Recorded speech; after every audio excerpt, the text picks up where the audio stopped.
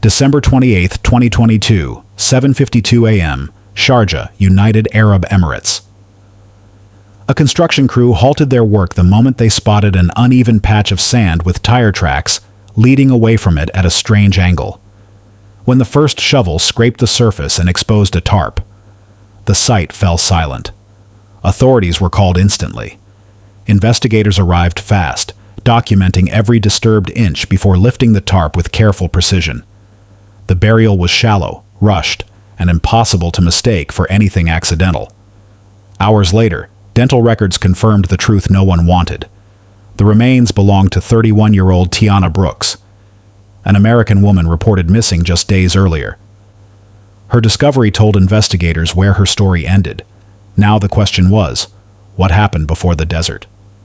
530 with North of Yahweh, 53rd Street, March 1st,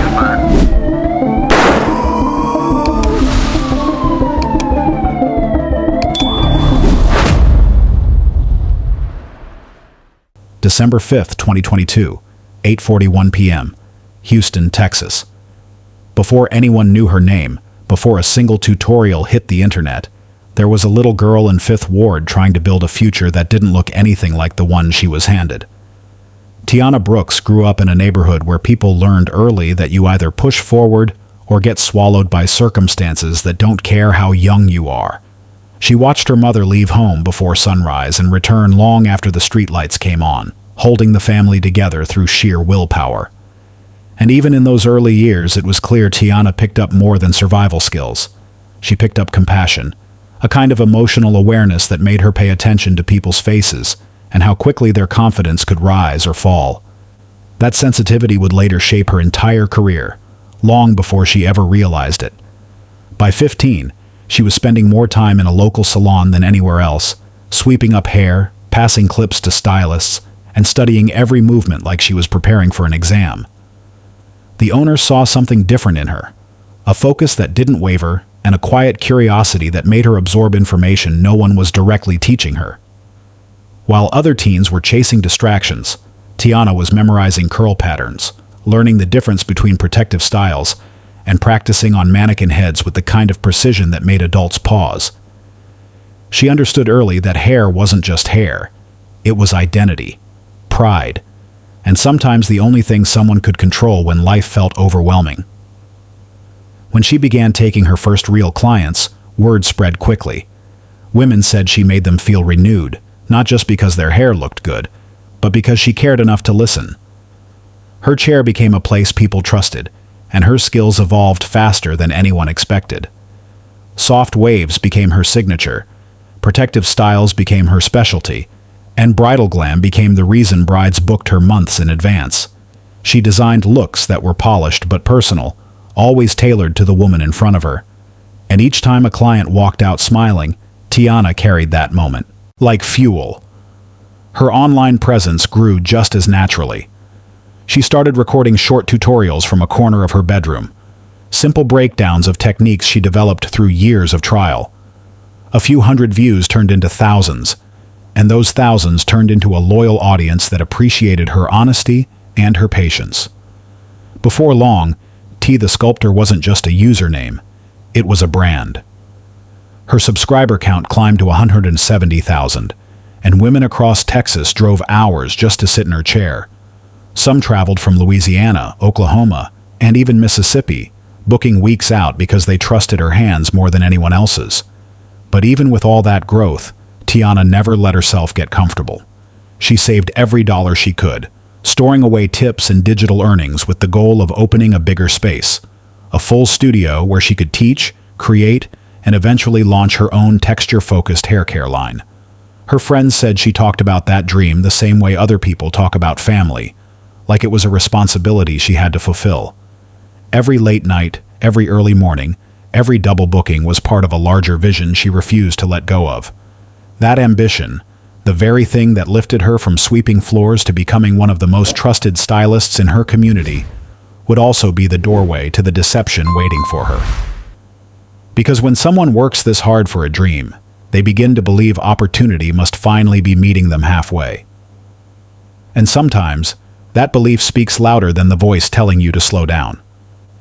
Have you ever chased an opportunity so hard that you ignored the part of you whispering to take one more look, ask one more question, or just wait one more day? Tiana was in the middle of editing a tutorial when the message came in. It wasn't unusual for her to get DMs from brands or creators, some genuine, some questionable, but this one carried a tone that made her stop what she was doing. The name at the top of her screen read, Khalid Al-Rahman. The profile was polished in a way that felt intentional.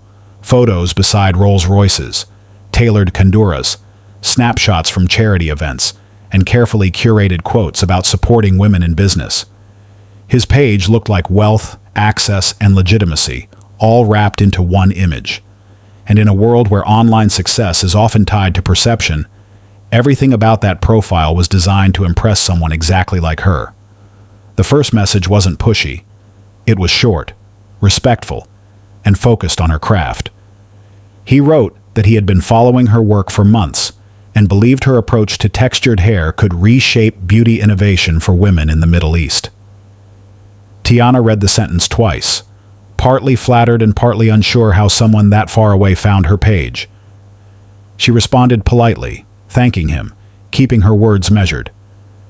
But when he wrote back within minutes, attentive, professional, and knowledgeable about her content, she felt herself lean in just a little. Over the next few days, their messages shifted from compliments to structure. He introduced himself as a member of a minor royal family in Dubai, someone invested in supporting female entrepreneurs in industries that deserved global attention.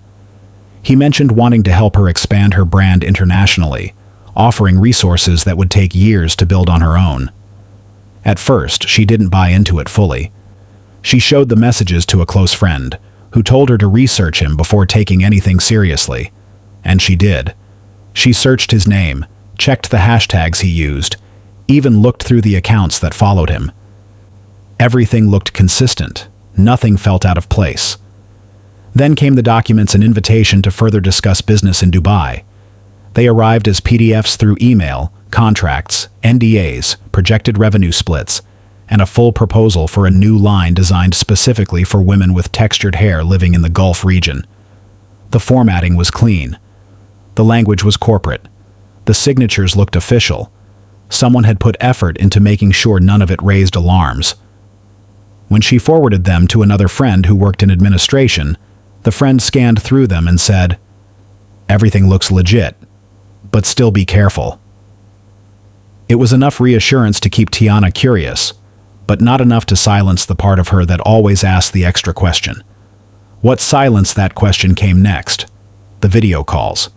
Khalid appeared on screen dressed in traditional clothing, speaking with a steady voice, framed against a luxurious backdrop. He sounded knowledgeable about business, polite in tone, and confident in the way people sound when they're used to others listening. He sent voice notes explaining the mission behind the partnership. He even forwarded what looked like official approvals from business entities in Dubai, complete with stamps and seals she'd never seen before. To someone who had spent years trying to build a path on her own, it all felt like the door she had been waiting on. Later, investigators would confirm that every single part of his digital presence was engineered. The footage, the documents, the emails, even the seals used on the contracts. They were created using advanced identity forging tools, designed to mimic the credibility of real Middle Eastern business networks. Every detail had been crafted to disarm someone ambitious, hopeful, and already stretched thin by years of independent work. But in the moment, none of that was visible. To Tiana, it looked like someone finally saw the value she carried. Someone with resources. Someone with reach. Someone offering a chance she didn't want to lose by hesitating too long. Would you have trusted the offer if everything looked authentic? And if someone spoke to your work with the kind of respect you'd been waiting to hear for years? If this story is opening your eyes, protect someone else too. Hit like, subscribe, and share this video so the people you care about never fall into the same danger. December 15th, 2022, 6:12 p.m., Houston, Texas. When Tiana picked up the phone to call her mother, she didn't try to hide her excitement. Her voice carried that familiar mix of nerves and hope, the same tone she used as a teenager whenever she felt like something big was about to happen. Her mother listened quietly, letting her daughter speak without interruption, because she understood how long Tiana had waited for this kind of moment. Tiana explained that she wasn't just being offered a business deal. She was being seen, valued, and given a chance she'd prayed about for years. She told her mother, "This might finally be it. The break I've been working toward." And even though her mother felt a tug of worry she couldn't fully explain, she chose encouragement, saying she believed in her daughter's strength and judgment because that's what Tiana needed to hear at that moment. 2 hours later, Tiana set up her ring light, smoothed her hair, and recorded a short YouTube video with the kind of smile that comes from genuine joy. She talked directly to the camera, thanking her followers for their support and ending with the words, "Dreams really do come true." The comment section filled quickly.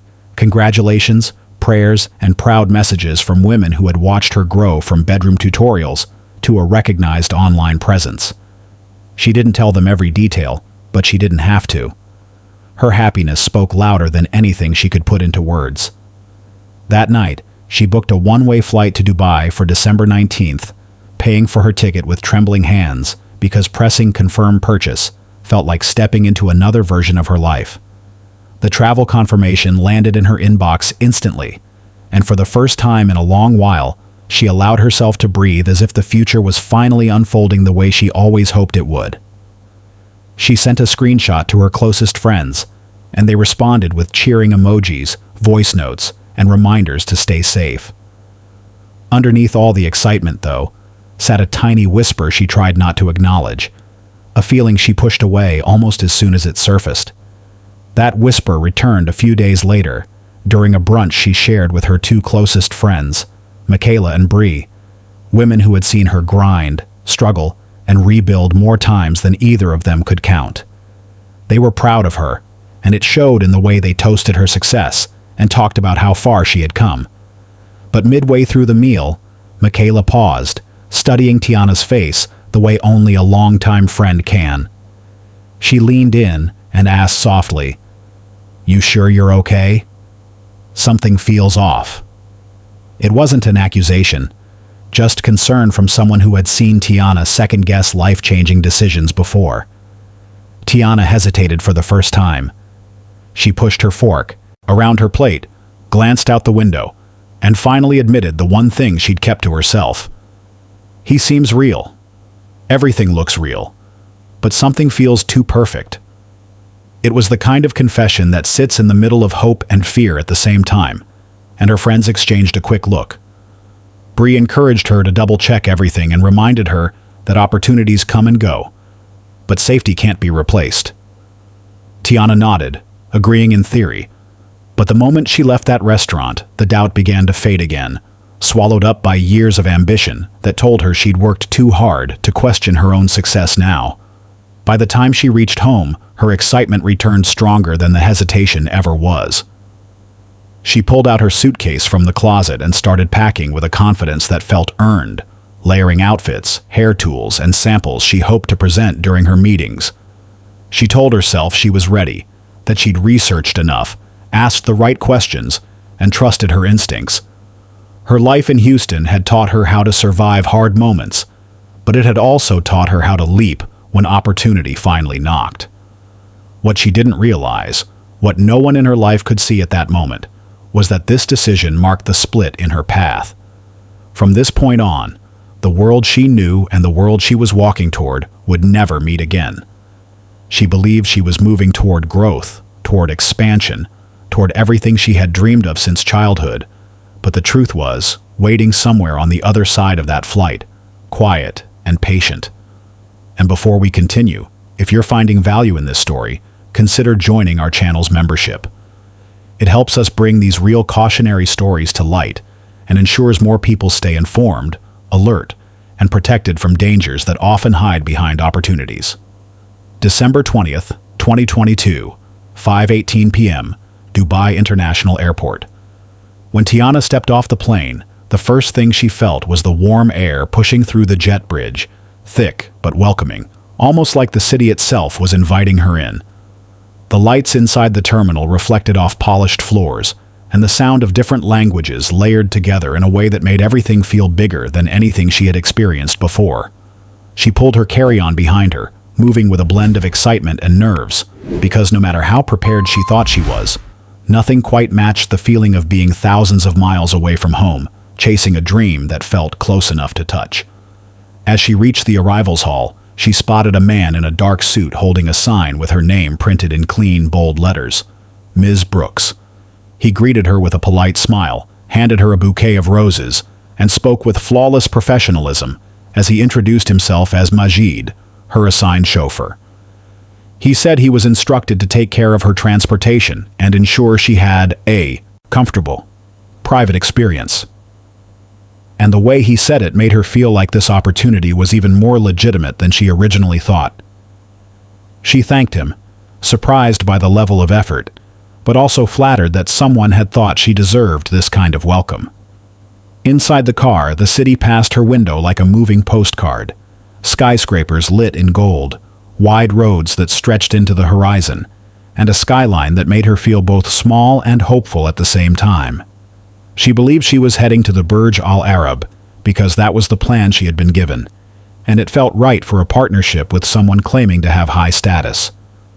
But about 20 minutes into the drive, Majid cleared his throat gently and said, "Ms. Brooks, there has been a slight change in plans. We will be going to a private villa instead, more comfortable for meeting, more privacy." His tone stayed calm, but she felt something shift inside her, the kind of shift you notice even if you can't explain it. She tried to hide the hesitation that crossed her face, telling herself that successful people often operated differently, and private meetings were normal in high-level business, yet a small part of her wondered why the change wasn't mentioned earlier. Still, she nodded, choosing to trust the process because turning back felt like doubting everything she had worked toward. She sent a quick text to her friend Bree that simply said, "Just landed," and left it at that, not wanting to start doubting herself so early into the trip. When they finally arrived, the villa didn't look like a vacation property or a meeting hub. It was large, isolated, and surrounded by tall gates that closed behind the car with a low mechanical hum. 2 guards stood by the entrance, their expressions fixed and unreadable, and neither of them spoke when she stepped out. The silence made her feel small, but Majid remained courteous, guiding her inside and assuring her that everything was arranged for her stay. Within minutes, someone who introduced himself as part of the villa staff asked for her passport, explaining they needed it for processing and record updates.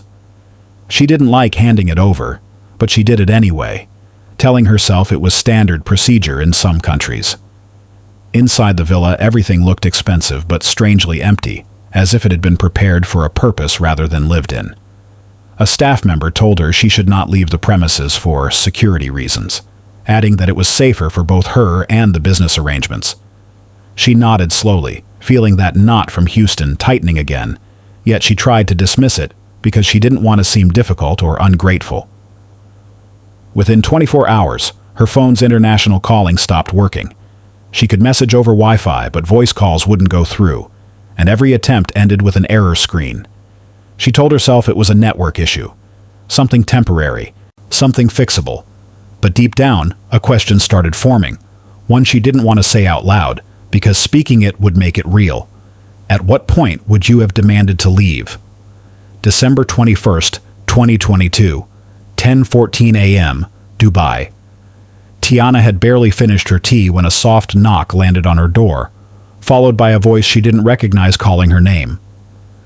She opened it slowly, expecting a staff member, but instead saw the man she believed she had been speaking to for weeks.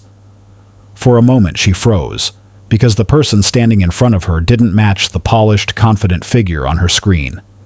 He was shorter than she expected, his shoulders slightly hunched, and his posture carried a nervous stiffness that didn't fit someone claiming royal connections. His voice cracked when he greeted her, and the accent he used wavered every few words, as if he couldn't decide which version of himself he was supposed to be in that moment. He stepped into the room with a smile that didn't touch his eyes, his movements quick and uneasy, like he was afraid of doing something wrong. His hands trembled when he reached for a chair, and he kept smoothing the front of his clothes as if trying to appear composed. Tiana watched him closely, sensing the first real disconnect between the digital image she admired and the man now pacing quietly in her presence. The confidence she felt through their messages was nowhere to be found here. Instead, she saw someone who looked rehearsed but not real, someone trying to imitate a life he never lived. His greeting felt scripted, almost formal, and he spoke with words he seemed to have memorized rather than understood. At one point, he complimented her work, but the compliment came out flat, lacking the passion he showed online. She noticed his eyes darting around the room, avoiding direct eye contact for more than a few seconds, and every time she tried to engage him in genuine conversation, he redirected her back to vague promises about business growth and future collaborations. It felt less like a meeting and more like watching someone perform on a stage they didn't belong on. As the minutes passed, her discomfort grew. She asked questions, real questions about the partnership, the products, and the investment he claimed to have ready, but his answers came out tangled and inconsistent. One sentence would sound professional, the next scattered, and whenever she pressed further, his English shifted slightly, like he was switching between learned phrases and his natural speech. The more he talked, the more the illusion faded, and the man who once appeared powerful online now looked like someone clinging desperately to a false identity. There was a moment where she tried to steady the conversation, giving him another chance to explain. But when he reached for a folder on the table, his hand shook visibly. He opened it with a smile that seemed forced, presenting papers she recognized but now doubted. His voice cracked again when he said, "Everything is ready for you, Miss Tiana." And this time she heard the insecurity beneath the surface, the uncertainty in every word. It was in that moment she realized the truth. He wasn't a royal investor, and he wasn't the man he pretended to be. He was performing, and not very well. Later, investigators would confirm what her instincts were already screaming. The man who introduced himself as Khalid al-Rahman was actually Samir Fad, 38 years old, born in Amman, and known across several regions for fraud, identity theft, and emotional manipulation. His online persona was a patchwork of stolen photographs, edited videos, and forged documents, all designed to lure ambitious women into a world where he controlled every variable. None of his claims were real, none of his achievements documented, and none of his promises backed by anything more than his desire to appear powerful. But Tiana didn't have that information yet. All she had in that quiet room was her growing suspicion, her tightening chest, and a man whose presence felt nothing like the messages he sent her. She didn't want to panic, didn't want to accept that she might have flown across the world for someone who couldn't even look her in the eye. Yet the truth sat heavy in her stomach.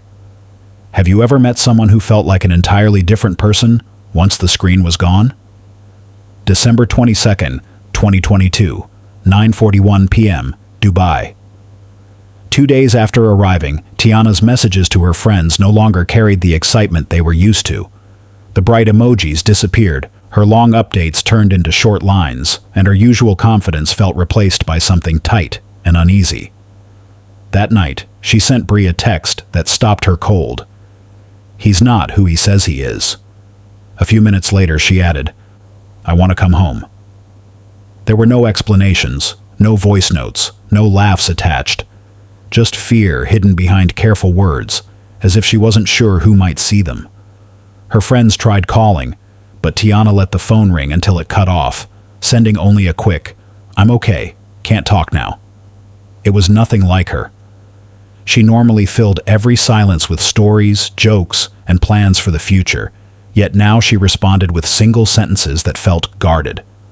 The woman who once posted selfies every other day stopped sharing anything. No beauty shots, no salon tips, no airport views, nothing. It wasn't just unusual, it was alarming, and the people who knew her best felt the shift instantly. Inside the villa, the atmosphere had changed too. Where she once moved with curiosity, she now walked carefully, noticing how the staff kept their eyes on the floor when she passed, how they answered her questions with half sentences, and how they stepped aside with a stiffness that didn't feel like hospitality. Their silence wasn't rude, it was fearful, and though she sensed something off, She didn't understand the depth of it, yet. Samir's behavior grew stranger by the day. He showed up at odd hours, sometimes knocking just to ask if she needed anything, other times staring at her like he wasn't sure if she trusted him. His tone changed depending on whether she agreed with him. When she asked him simple questions about the business plan, his mood shifted instantly. He would force a smile that didn't last, then tell her she was being overly cautious, or say she should appreciate everything he was trying to do for her. She tried to stay calm, but every time he dismissed her concerns, her stomach tightened. One morning she asked to confirm details about the hair care partnership, hoping to get something concrete she could hold on to. Instead, Samir's face twisted with irritation. He told her she was questioning his generosity, and his voice rose slightly when he demanded why she couldn't trust him. The argument ended with him storming out of the room, leaving her confused and shaken. Minutes later, he returned with a forced apology, insisting he was under pressure and that she had misunderstood his intentions. He tried to shift the blame onto her, saying she made him feel inadequate, a word that caught her attention because of the way he emphasized it. That was when he began revealing pieces of himself she never asked for. He talked about feeling overlooked, about people doubting him, about not being taken seriously by women who didn't understand the weight he carried. The conversations felt less like honesty and more like emotional traps designed to make her quiet her instincts. He bragged about his wealth, yet every time she asked for proof or clarification, he dodged the question with irritation or laughter. Nothing lined up anymore, and she felt the truth pressing against her. The man in front of her wasn't powerful. He was trying to appear powerful. She walked around the villa noticing details she missed before. Guards who avoided her eyes, doors she couldn't open, a staff member who quickly stepped back when she asked if she could step outside just to get air. The realization hit her quietly. She wasn't a guest here. She was being managed. That night she sat on the edge of her bed staring at her phone, scrolling through old messages from home. She typed out a long text to her mother, deleted it, typed it again, then deleted it once more. She didn't want to worry anyone, but she couldn't ignore the feeling tightening in her chest. When she finally sent a message, it was only 5 words. "Mama, I want to come home." And that was the moment everything began to tip, slowly at first, but with a force she could no longer stop. December 23rd, 2022, 6:12 p.m., Dubai. By the 4th evening, the tension between Tiana and Samir had reached a point she could no longer ignore.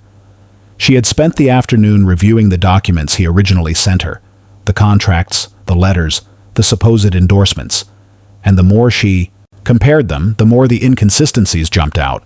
Signatures didn't match. Stamps looked copied and pasted. Dates contradicted each other. Even the photographs he once boasted about showed small details that proved they had been edited. For hours, she sat on the edge of the bed replaying every moment leading up to this trip, and with each passing minute, the truth grew louder. Nothing about him was real. When she finally confronted him, she expected defensiveness, but she didn't expect panic. She held the papers in her hand and asked him simple questions, questions any legitimate businessman could have answered with ease. Instead, he stumbled, repeating himself, contradicting himself, and trying to sound confident even though his voice kept cracking. She pointed out everything she discovered, and with every fact she laid out, she watched the mask he wore begin to collapse. Samir tried to regain control by raising his voice, insisting she was misunderstanding him, insisting she was being ungrateful, insisting she was ruining a good thing by asking too many questions. But Tiana didn't back down this time. She told him directly that she knew the truth. She told him he had built his entire life on lies. She told him he had performed power instead of living it. Then came the moment he could not recover from. She confronted him about something deeply personal, something she had discovered during their time in the villa, something that cut through every lie he had built around masculinity, dominance, and confidence.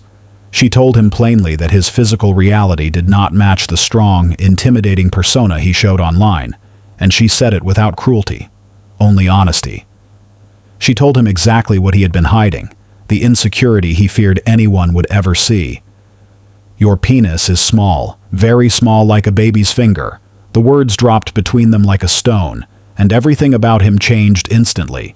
His breathing hitched, his posture folded inward, and his face tightened with a fear she had never seen from him before. It wasn't embarrassment. It was something deeper, something rooted in years of insecurity and desperation to appear powerful. She hadn't meant to crush him. She had meant to stop the lying.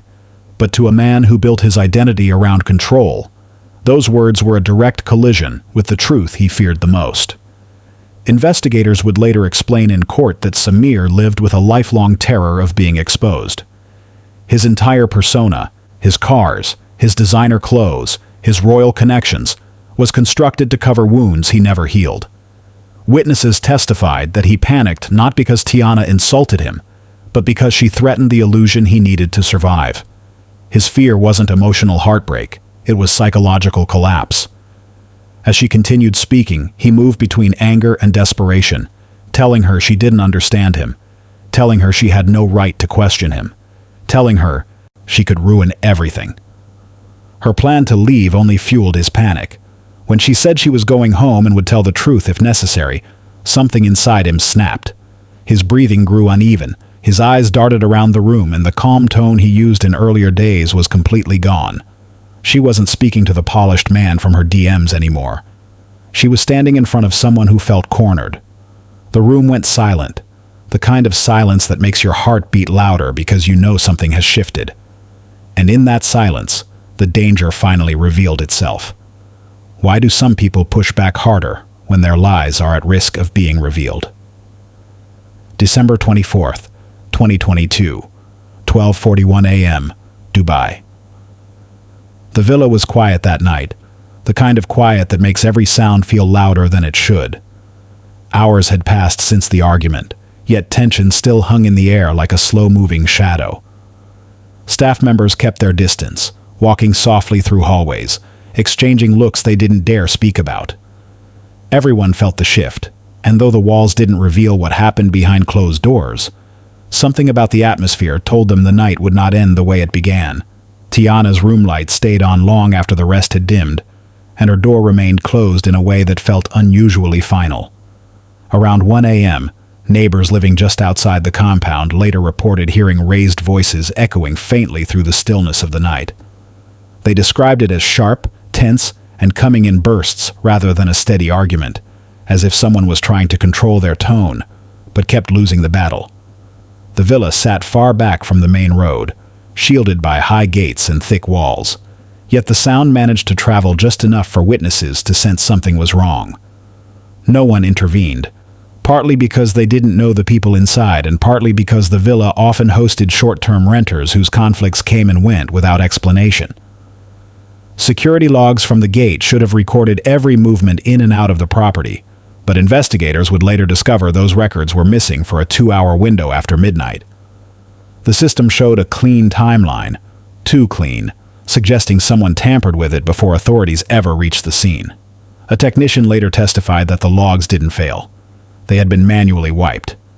That missing data became the first real confirmation that the truth of that night had been deliberately hidden. But technology has a way of remembering what people try to erase. At 2:47 a.m., a secondary CCTV camera positioned down the road, one the villa staff likely didn't know existed, captured Samir's SUV driving away from the property. The speed wasn't fast, but it wasn't casual either. Headlights cut through the darkness, illuminating a quiet stretch of road leading toward the Sharjah Desert, an area known for construction zones, empty lots, and isolated roads, used mostly by late-night truck drivers. The SUV turned a corner and vanished from the camera's frame, leaving behind only a timestamp that would become one of the most critical pieces of evidence in the case. He didn't return until 3:52 a.m., and when the SUV passed the same camera again, investigators noted the way the back end of the vehicle dipped slightly lower than before.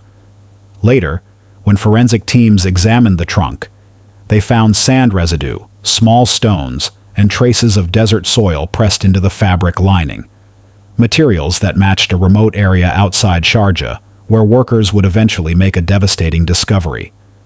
Tire impressions found there matched the same model as Samir's SUV, and though he had tried to wash the vehicle, the sand clinging to its corners told a story all on its own.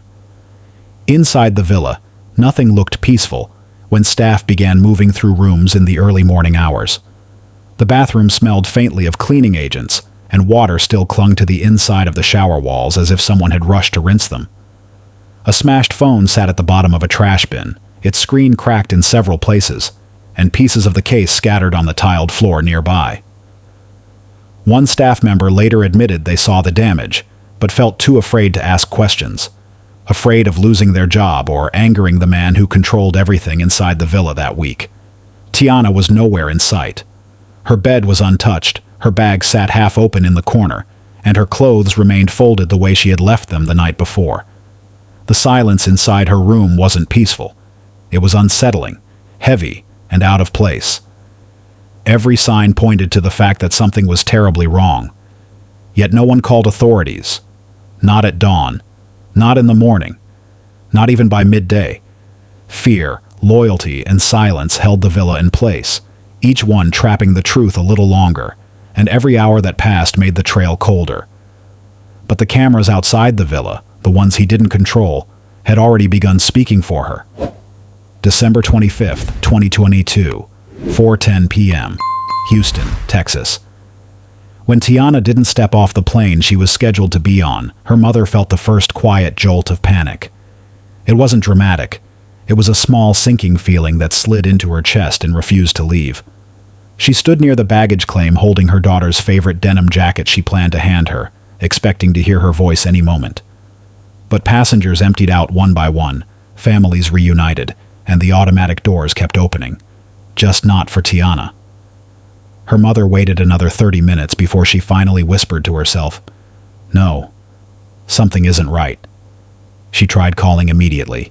Then again. Then again. Every call rang until it went to voicemail, and every voicemail sounded more painful than the last. At first she tried to stay calm, telling herself the time difference might be causing a problem, or maybe the Wi-Fi connection overseas was acting up.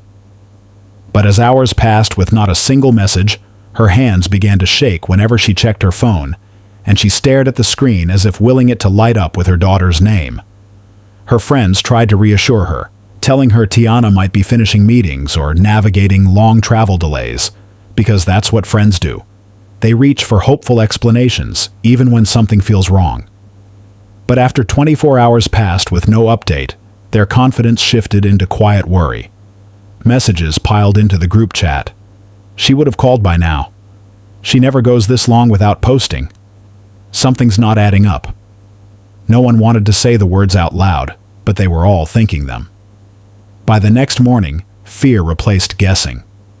Tiana's mother drove straight to the Houston Police Department and filed a missing persons report. She brought screenshots of her daughter's texts, copies of her flight confirmation, a printed photo, and a trembling determination to make someone understand that her child was in trouble. Detectives listened carefully and took the case seriously from the start, because an American woman unresponsive overseas was never something to overlook. They contacted the U.S. consulate in Dubai within hours, alerting officials that a traveler had gone silent under unusual circumstances. Back home, her friends refreshed her social media pages again and again, hoping for movement, anything, yet her profiles remained frozen. For someone as active as Tiana, 2 days without a post didn't happen. Not on vacation, not during business trips, not even when she was exhausted. Her online presence was part of her identity, her livelihood, her connection to thousands of women who looked up to her. That silence hit harder than any missed call. And her followers noticed.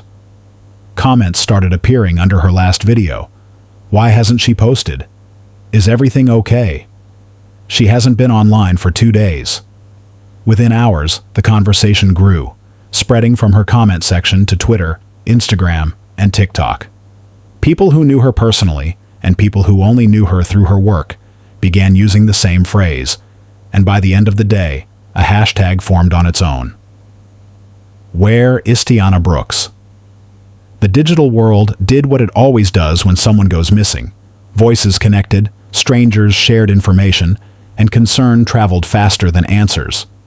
Screens across the country lit up with her face, and people began piecing together timelines, reposting her travel announcement, and urging anyone in Dubai to speak up if they had seen her. It became clear that something was wrong, and the silence surrounding her only made the fear grow deeper. Her mother sat at home that night with the TV on low, her phone in her hands, and her heart pounding in a rhythm she couldn't calm. She replayed old voice notes just to hear her daughter's laugh, clinging to every memory as she waited for a call that still didn't come. If someone you loved disappeared abroad, where would you even begin looking? And before we continue, drop a comment with "I'm still here" if you're following this story closely, and let us know where you're watching from. Your support helps keep their stories alive.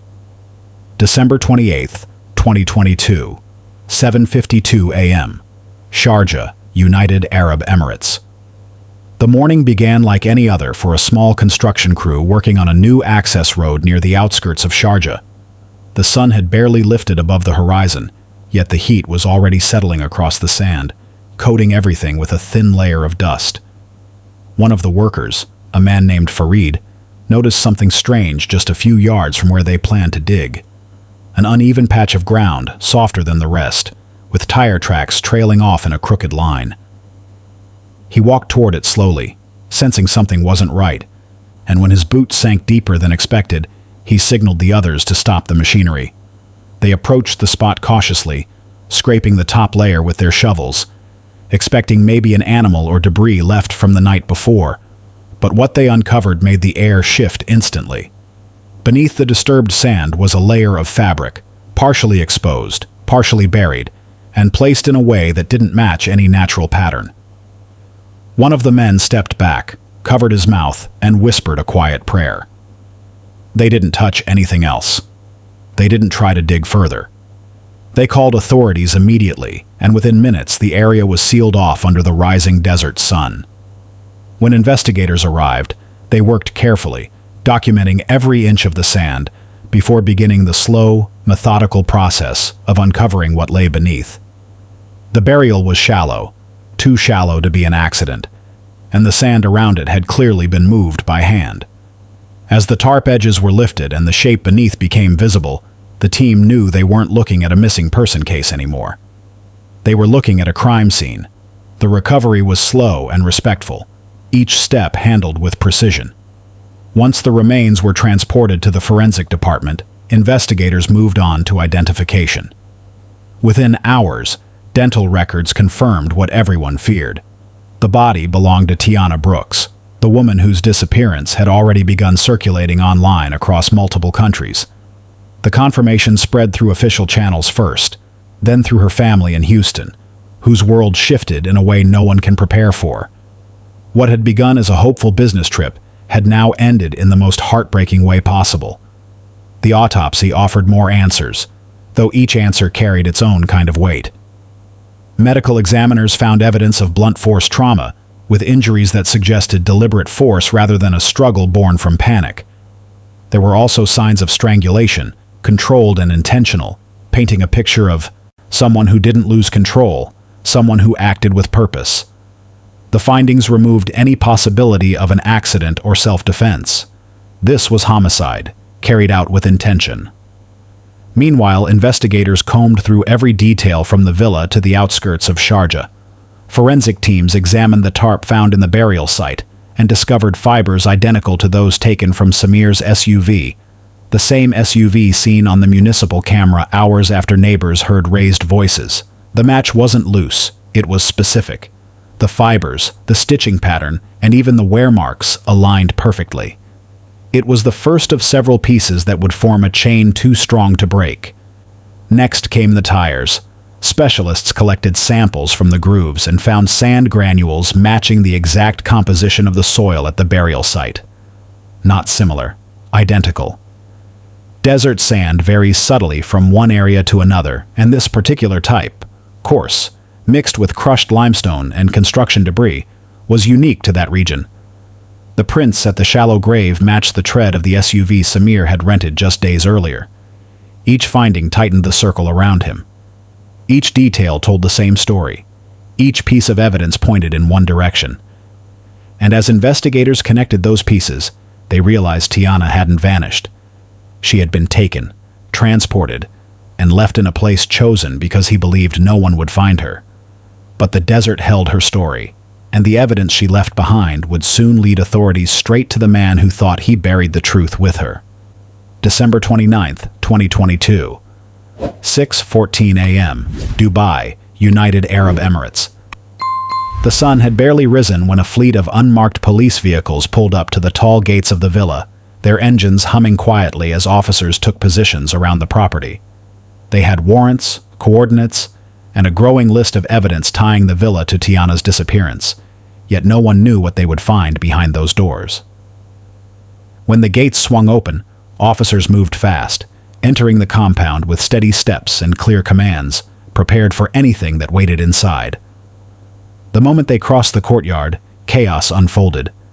Staff began scattering in different directions, some running toward side exits, others raising their hands defensively, shouting that they didn't know what was happening. A woman who worked in the kitchen fell to her knees, crying and begging the officers to listen, insisting she had been forced to follow orders she never understood. A security guard tried to slip through a back hallway until officers called out for him to stop, and when he finally froze, his shoulders slumped as if he had been waiting for this moment longer than he cared to admit. Inside the villa, the air felt heavy with secrecy. Officers found rooms that looked spotless at first glance but carried small signs of panic, drawers left half open, carpets pulled slightly out of alignment, and a faint smell of burnt paper drifting from a closed office door. When they pushed it open, they found a metal bin still warm with ashes and a shredding machine jammed with half-destroyed documents. One officer pulled out a scrap showing partial signatures and stamped seals from fake investment companies, while another found a larger fragment that appeared to be a contract. Someone had tried to erase everything overnight. A search of the upstairs rooms revealed even more. Inside a locked cabinet, officers discovered 2 passports bearing different names but the same face, Samir's. Each document carried stamps from multiple countries, suggesting he had been operating far beyond Dubai. In another drawer, they found memory cards, broken phones, and flash drives wrapped in rubber bands, some labeled with handwritten dates. The tech team moved in immediately, sorting through the devices with the caution of people who knew every piece could unlock another part of his scheme. Downstairs, investigators accessed the villa's internal surveillance system. The screens were blank and the logs had been manually deleted, but traces of tampering remained. Timestamps were missing, clips had been overwritten, and several cameras had been physically unplugged. It was clear someone had tried to wipe the digital trail just hours before the raid. Yet even a wiped system leaves footprints, and officers documented every missing gap, every fragment left behind, and every cable cut in haste. The biggest shock came when they searched his primary workspace, a small room that looked ordinary until they turned on the computer. What appeared at first like a neat desktop opened into layers of hidden folders, folders named after cities, dates, and, most disturbingly, women. Investigators scrolled through lists that seemed endless, each containing messages, screenshots, altered photos, identity records, and voice files. Tiana's name appeared in one folder, but she was far from the only one. Dozens of women from different countries had been listed as prospects, active, or closed. The room fell silent as officers realized they weren't dealing with a single deception, but an established pattern that stretched back years. A notification on the system revealed one final detail. Samir had booked a ticket and left Dubai hours before the raid. His flight records showed a single destination, Oman. He had slipped out quietly in the early morning, avoiding major airports and using one of the fake identities found in the villa. It was a calculated escape, timed perfectly, as if he had rehearsed disappearing more than once. Investigators stood in the center of the villa, surrounded by evidence, lies, and the remnants of a life built entirely on manipulation. And while the walls around them were beginning to reveal the truth, the man responsible for everything was already miles away, convinced he had outrun what was coming. But the trail he left behind had already begun closing in. January 2nd, 2023, 9:11 a.m. When Interpol issued the red notice, everything about the case changed. It was no longer a local investigation or a regional search. It became an international pursuit, with Samir's name and face pushed onto screens used by border agents across continents. The notice outlined his history of fraud, the evidence tied to Tiana's disappearance, and the warning that he carried multiple identities. Within hours, airports, seaports, and immigration checkpoints in several countries had flagged his aliases, and the hunt for him became a race between his ability to vanish and the world's ability to find him. Samir's first move was Muscat. He crossed into Oman quietly, using a forged work permit and a passport under the name Nabil Youssef. He stayed in a small guest house near Mutra's old market, avoiding major hotels and using cash for everything. Witnesses later described him as a man who avoided eye contact and seemed to scan every room before choosing a seat. He left Muscat within 3 days, boarding a flight to Cairo using yet another identity, this time posing as a telecommunications consultant on a short business trip. His confidence still flickered at this stage, but it was thinner now, replaced by a growing awareness that every step felt watched even when no one was around. In Cairo, his movements were even more frantic. He stayed in a budget hotel in downtown, changed his hairstyle, shaved his beard, and bought cheap clothing that wouldn't draw attention. He moved from cafe to cafe and avoided phone calls longer than a minute, terrified of leaving digital traces. A hotel worker remembered him because he asked repeatedly about back exits and insisted his room not be cleaned. Small details, but in investigations, small details tend to matter. As pressure built, Samir shifted again, booking a flight to Tunis under a forged diplomatic clearance. Something bold, something desperate, and something he never would have attempted before his world began folding in on him. Fugitives often experience a psychological shift once they realize the net is closing, and for Samir, that shift was visible in every step he took. He moved faster but thought less clearly, relying on instinct instead of planning, and rushing decisions that once came easily to him. The ego that helped him build his false empire began to fracture because the version of himself he spent years constructing was being stripped away with every fake document examined and every airport he passed through. The confidence he once projected so easily had dissolved into fear disguised as motion. By the time he arrived in Casablanca, he was exhausted. He checked into a small hotel near the old Medina, carrying only a single backpack, and tried to pass himself off as a diplomatic aide in transit. His mistake came at the airport 2 days later when he tried to book an outbound ticket using a diplomatic-style passport stamped with an emblem that didn't match the standard crest. The immigration officer who examined it noticed the flaw immediately. The emblem was misaligned by a few millimeters, and the serial format had been discontinued years earlier. She quietly alerted her supervisor, and within minutes, Moroccan authorities were notified that a red notice fugitive was attempting to pass through their checkpoint. When officers approached him, Samir didn't run. He didn't argue or pretend to be someone else. He simply lowered his eyes, placed his hands on the counter, and waited. Witnesses said his face looked drained, like someone who had spent every last bit of energy trying to outrun something he finally realized he could never escape. There was no resistance, no attempt to hide. Just a man standing in front of the truth he had been avoiding since the night Tiana disappeared. And as he was escorted out of the airport, the world he built through lies, manipulation, and masks collapsed behind him, piece by piece, identity by identity, until he was no one but himself at last. June 14th, 2023, 10:02 a.m., Dubai Criminal Court. The courtroom was already full when the doors opened to begin the proceedings, and every seat held someone waiting to hear how the case would unfold now that the manhunt was over. Reporters filled the back rows, tapping notes into their phones, while representatives from international outlets adjusted their cameras toward the front. Court staff moved with quiet urgency, arranging files and preparing exhibits, aware that this case carried the weight of 2 countries and a family, grieving far from home. When Samir was let in, the room fell into a kind of focused stillness, and every eye locked onto him. Not with curiosity, but with the expectation that answers would finally surface. The prosecution began by laying out the journey of the investigation in a way that was steady, methodical, and hard to look away from. They presented the footage of the SUV leaving the villa at 2:47 a.m. and returning at 3:52 a.m., noting the exact timestamps and explaining why those moments mattered.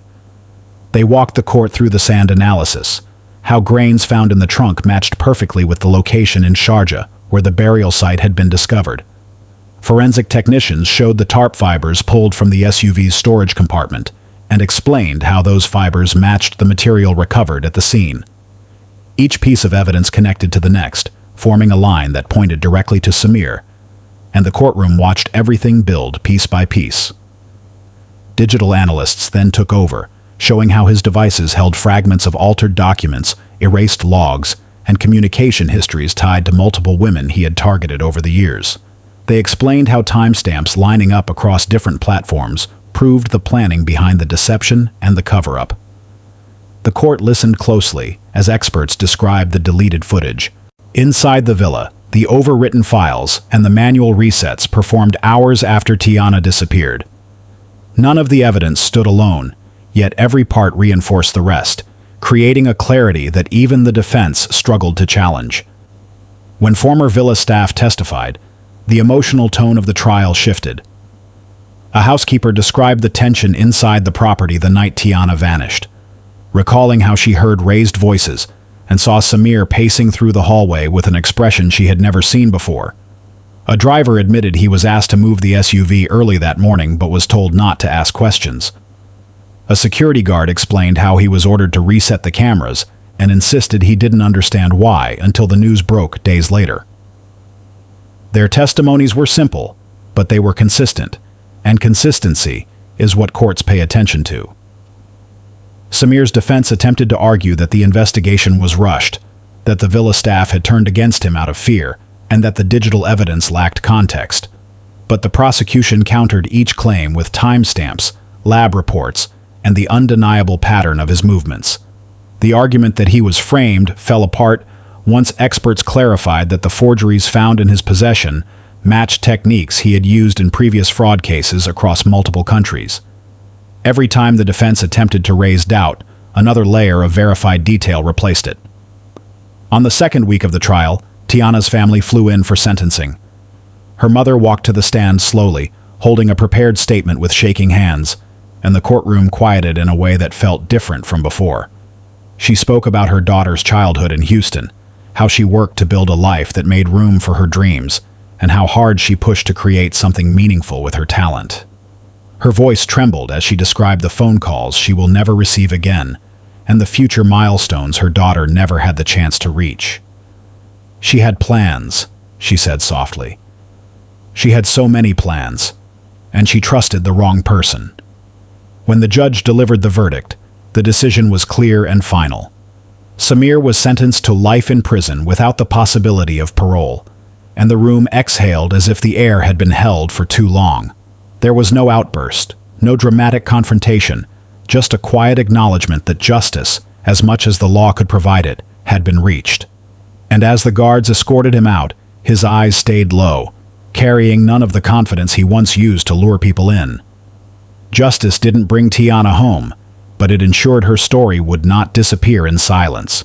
July 8, 2023, 7:41 p.m., Houston, Texas. When news of the verdict spread back home, people across Texas responded in a way that showed just how deeply Tiana's story had touched them. Stylists who had never met her gathered outside their salons with candles in hand, standing shoulder to shoulder in quiet circles as they honored a woman whose journey represented more than talent. In cities like Dallas, Austin, and San Antonio, they played her old YouTube clips on projector screens, letting her voice echo through warm summer nights as they shared stories about the risks women face when they try to build something bigger than themselves. These vigils weren't about tragedy alone. They were about acknowledging the strength she carried and the dreams she was reaching for when her life was taken. At her home salon in Houston, the space felt different after her passing. The chair she used every day, the one where she filmed tutorials and encouraged clients chasing new beginnings, was left exactly as she had last touched it. Her co-workers placed a small sign on it that read, "Reserved for Tiana's dream," and not a single person sat in that chair again.